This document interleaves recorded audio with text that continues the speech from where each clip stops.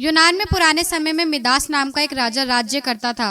राजा Midas बड़ा ही लालची था। अपनी पुत्री को छोड़कर उसे दूसरी कोई वस्तु संसार में प्यारी थी तो बस एक सोना ही प्यारा था। वह रात में सोते सोते भी सोना इकट्ठा करने का स्वप्न देखा करता था। एक दिन राजा मिदास अपने खजाने में बैठा सोने की ईंटें और आरशिफियां गिन रहा था। अचानक वहाँ एक देवदूत आया। उसने राजा से कहा, मिदास तुम बहुत धनी हो। मिदास ने मुंह लटकाकर उत्तर दिया, मैं धनी कहाँ हूँ, मेरे पास तो ये बहुत थोड़ा धन है। देवदूत बोला, तुम्हें इतने सोने से भी संतोष नहीं, कितना सोना चाहिए तुम्हें? राजा ने कहा, मैं तो चाहता हूँ कि मैं जिस वस्तु को हाथ से स्पर्श करूँ वही सोने की हो जाए। देवदूत हंसा और बोला, अच्छी बात, कल सवेरे तुम जिस वस्तु को छुओगे वही सोने की हो जाएगी। उस दिन रात में राजा मिदास को नींद नहीं आई। बड़े सवेरे उठा, उसने एक कुर्सी पर हाथ रखा, वह सोने की हो गई। एक मेज को छुआ, वह सोने की बन गई। राजा मिदास प्रसन्नता के मारे उछलने और नाचने लगा। वह पागलों की भांति दौड़ता हुआ अपने बगीचे में गया और पेड़ों को छूने लगा। उसने फूल, पत्ते, डालियां, गमले छुए, सब सोने के हो गए। सब चमाचम चमकने लगा। मिदास के पास सोने का पार नहीं रहा। दौड़ते उछलते मिदास थक गया। उसे अभी तक ये पता ही नहीं लगा कि उसके कपड़े भी सोने के होकर बहुत भारी हो गए हैं।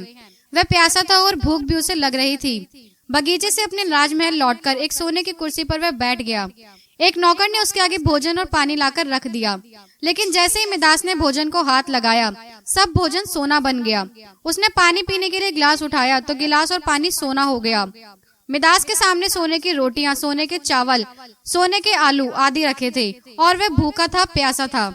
सोना चबाकर उसकी भूख नहीं मिट सकती थी। मिदास रो पड़ा। उसी समय उसकी पुत्री खेलते हुए वहां आई। उसने पिता को रोते देख वह पिता की गोद में चढ़कर उनके आंसू पोंछने लगी। मिदास ने पुत्री को अपनी छाती से लगा लिया, लेकिन अब उसकी पुत्री वहां कहाँ थी?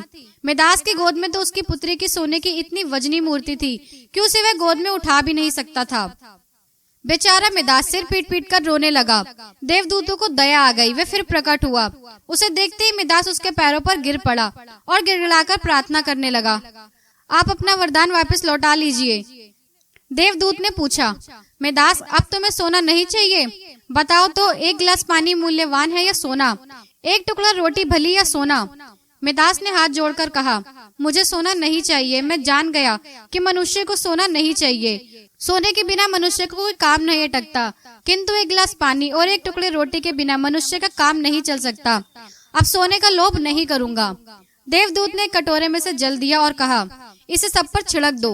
मिदास ने वह जल अपनी पुत्री पर, मेज पर, कुर्सी पर, भोजन पर, पानी पर और बगीचे के पेड़ों पर छिड़क दिया। अब सब पदार्थ जैसे पहले थे वैसे ही हो गए।